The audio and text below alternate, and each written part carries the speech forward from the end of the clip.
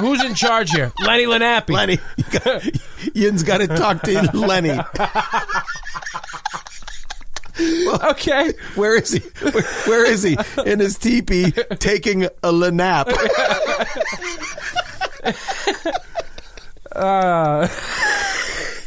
Lenny. So the word Cheesequake, wow, meaning upland. Yeah. So there's where Cheesequake comes from. You speak you're like dances with retards.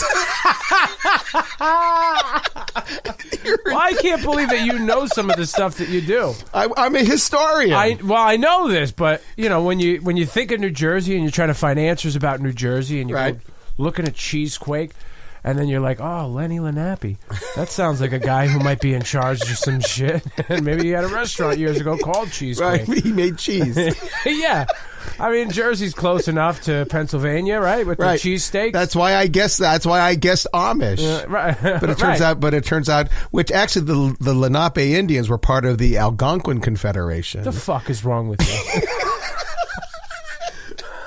And the Lenape Indians actually are the ones that named Manhattan. I think we know what this It was a Native American word, Lenny, meaning land of many hills. That's what Manhattan stands for. Are you kidding me? No, I'm not kidding you. It's the Lenape Indians. You make me feel like an idiot.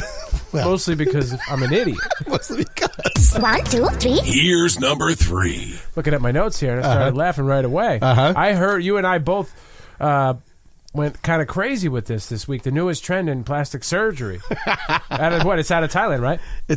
Anything that's bizarre. And I think we've established this before, that anything that's bizarre or different or a little outside of the mainstream tends to happen in Asian countries.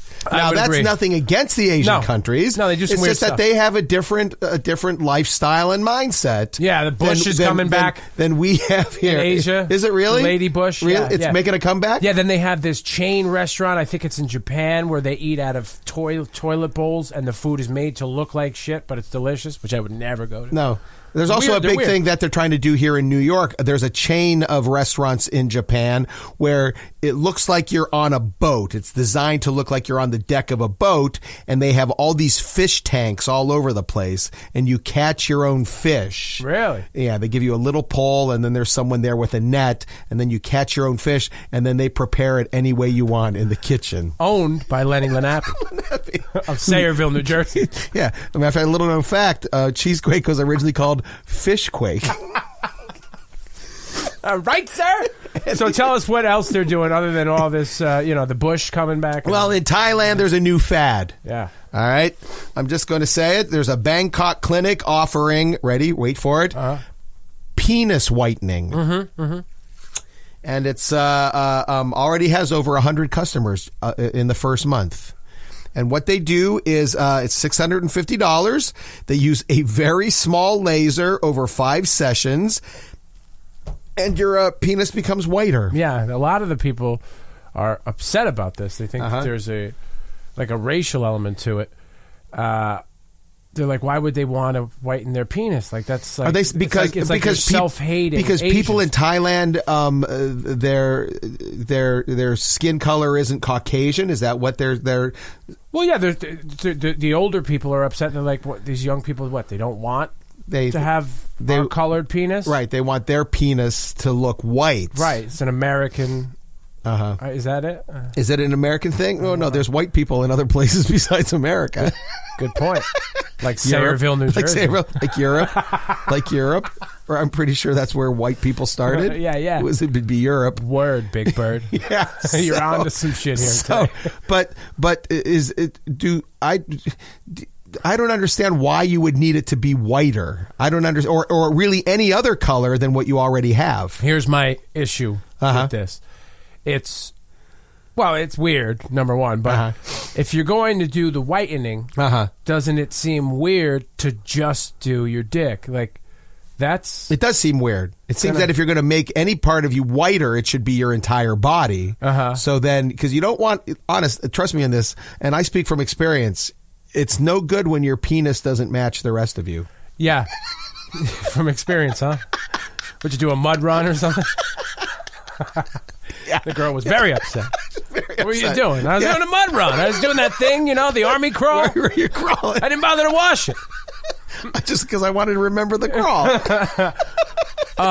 Let me ask you a very personal question. Okay, you go right ahead. That's going to lead me into my next thought. All right. Are you circumcised? Well, yes, of course. Okay, all right. Yeah. Now, I asked my wife this question one time. If she was circumcised? Yeah. I said, are you circumcised? Very important before we get married. Right. You need to find that out. I need to know what I'm getting into. I asked her, have you ever seen one of the ones that wasn't? Right. She said, yeah. Uh-huh. And I said, was it upsetting? Because as a man, I would find and have found some lady things upsetting. It's all a surprise when you think about it. Right. And it could be a good surprise or a bad surprise. People, both men and women, you don't realize what you're getting into right. until you actually get into it. Yeah, and she was upset. Because she didn't want to be mean. I know a woman that said that she dated a guy, and when the first time that they got naked, that his penis was so small, she said she burst into tears. No. Yeah. Like real tears like real or tears. Laughing tears? Because she liked the guy so much. That's worse. And he was so hot and so perfect that when he took off his pants, she just burst into tears because it was so small. Because if you have a micro penis, there's two ways you go. You completely give up. Right. And you become overweight and messy and gross. Right, or right. you have to be perfect physically. Exactly. You have two choices to make. Right. And that's got to be upsetting. It's got to be upsetting. Ta-da! We're all magicians. Really. We are. What is behind that door could be very upsetting. Right. I agree. It could be awesome. I agree. And I think most people, men and women, are okay with getting there, wherever there is, and finding out it's all right. It's okay. And it's average. And I'm just going to say that probably 95% of people are just average down there, men and women. Right. What's going on down there, there's no surprises. Right. It's pretty much the way you think it's going to be mapped out. Mm-hmm. And you get down there, and there it is. On my radio show, when the last time I talked about uncircumcised penises, and I didn't say anything disparaging just now about uncircumcised penises. No, you don't have to. No.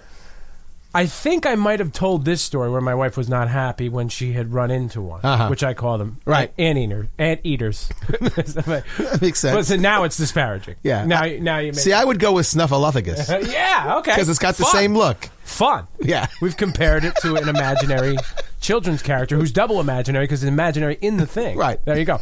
But I think I don't know if I said the anteater thing because I remember being like, what was the outrage about? Right. It's yours. You have every opportunity to change it. And if some people view it as not a good thing, then change it if you feel you want it to be a good thing every time out. Right. And on top, but then it comes the onslaught of like why it's good, all the benefits. Like they get very, they got their lawyer argument. So people are saying that it's good to be uncircumcised? What are the benefits? I don't understand the benefits. Listening. I don't understand. I wasn't listening. I was focused on the outrage, this shock that somebody could be outraged by mentioning that some women are not going to be pleased about that. I'm just spitballing here, but I think right off the top of my head, I think one of the benefits of not being circumcised is that it's probably very cozy. Weather like this. It's like wearing a turtleneck. Yeah, it's like wearing a nice turtleneck. You know who I heard is uncircumcised? Who? Lenny Lennape of Sayreville, New Jersey. Well, yeah. That's where the word cheese came from. Here's number 4. All right, so we go from penises to ladies' underwear. Where did I put it? My ladies' Which underwear. actually I think is a natural progression. Natural progression. It's the perfect jump. I read this morning. Experts believe, ladies, that your underwear preferences could be affecting your health. Octavia Cannon, a board-certified OBGYN, told 17 magazine why women might be putting their health at risk with underwear choices. Instead of giving women long lectures, Cannon kept it brief by outlining these 6 simple rules for picking out underwear. Number 1, avoid thongs. even though saucy, as they put it here, lingerie can help turn up the heat in the bedroom, wearing a thong could be detrimental to your health. She explained that the string undies can cause bacteria. We don't need to go into what happens. Although I like a thong, I got to be honest with you. Well, see, that's the. I might have been one of the few guys. Remember when the whole like fishtail thing was very popular? Women showing the back of their whale thongs, tail? the whale tail. Yeah. I loved that look. Yeah, it's personally, good. I liked it. Yeah, and there's nothing wrong with seeing a woman's underwear ever. Well, that's why they. Well, that's not why all ladies wear these ridiculous things. But it's why most of them wear these ridiculous things is because we like them. Yeah. And I feel bad for them in that regard. They're not wearing thongs for comfort. No. They're walking around with this thing jammed up their ass. They got heels on. How do they wear those? I have no idea. No, but thank God they do. Right. All right. Ladies, we would just like to thank you. Thank you for all the things you do through. Just so we can get a hard on. Yeah. And thank you. Why? We appreciate it. Why? We're terrible looking. This woman says ladies should pick cotton underwear. Cotton is more breathable material than silk and other lacy things. I love cotton panties. Cotton panties are good. I love them. Yeah, but you got to mix it up. Well, yeah. It's like every once in a while. See what I'm saying? Like we're ruining it. What about the boy short thing? Boy shorts are good. I love boy shorts. Boy shorts, just not all the time. There's only one kind of underwear, and we've all seen it. What's that? It's they're very comfortable, old pair. Yeah. That's number one there to send a message of some sort, but we've all seen it and it's just like ugh. I dated a girl that would always apologize for how bad her underwear looked. Really? Yeah. Was her underwear always bad? It wasn't great. Nothing special. Well, then But my thought was, well, if we're down to the underwear at that point, I've won. So I don't really care what it looks like. Yeah, and it's only making a brief appearance if if we're having fun. Yeah, gone. Whoop, out the window. Fair enough. I ended up buying her new underwear though. There you go. Just so she wouldn't have to apologize anymore. She might have actually just been a lady who really refused to wear the other uncomfortable underwear. Right.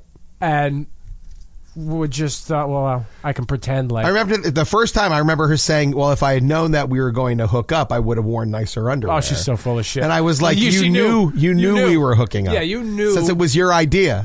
When you left that. It was her idea. Was it a first or a second date or a third date? It might have been a pickup in a comedy club. Oh, well then she didn't. She might not have known. No, she didn't. When she set out to go to the show that evening. Right. She had no idea. Right. No idea. She wore the stay away panties. Yeah, well, it didn't work. Right. Pick cotton undies, more breathable, blah, blah, blah. You can't, less chance of a gross infection. By the way, I hate the fact when they refer to underwear as breathable. I just really hate it. I don't hate it. I don't like my underwear needs to breathe. My boys need a house, but I need a breezeway, too. I need the screen door that Kramer has in Anytown, USA. So I mixed 2 episodes there. I don't know if you noticed that. No, I noticed that. Always change your underwear after exercising. Who wouldn't? If you exercise it at all, any kind of good, you're going to sweat. Take it off. You got to change all your clothes and shower when you exercise. Right, that's terrible advice because everyone should know. Use unscented detergent, the lady says. Yeah, we know why. Why? Well, those scented ones have other chemicals in them that could react weird with a lady's body. All these ladies are super different and weird. Everything's like based on their individual chemistry and makeup down there. Right. Ours are very standard. You know, we're stock. Other than your every once in a while anteater dick. Right. No, it's not mine. Right. To be clear. I mean, I am. We're pretty stock. No. Other than your giant hog dick, your micro penis, your anteater dick. Right. We're pretty standard across the board. I am fully helmeted, my friend. There you go, ladies. Would you like his phone number? He's a full helmet, not a half helmet, not an anteater. No, I am a biker riding down the highway with my helmet on. It's a German helmet. It is. Yeah, well, I'm German. Well, there you go. So the unscented detergent. Don't squeeze into underwear that doesn't fit, they say. That makes sense. Yeah, it does. Geez, so many tips on your underwear. And never re-wear underwear. What? What do you mean? You mean you throw them out after you've worn them once? No. Clean. You know, they can't wear dirty ones. Oh, well, what about the walk of shame in the morning? You got to put on the same pair. You got to put on something. You got to put on something. Or leave them behind. Unless the guy's a collector. Yeah. I like that. You leave them behind. I'll make room for them. A little memory. Yeah. Whose is that? I don't know. I'm not displaying them, but I'm certainly washing. Oh, you're not keeping. You're not nailing them to the wall. No. This was August 23rd, 1990. Like if my wife, leaves hers around, I might hide them on her and just keep them. Yeah, like that was Wednesday. I remember that was good. She did go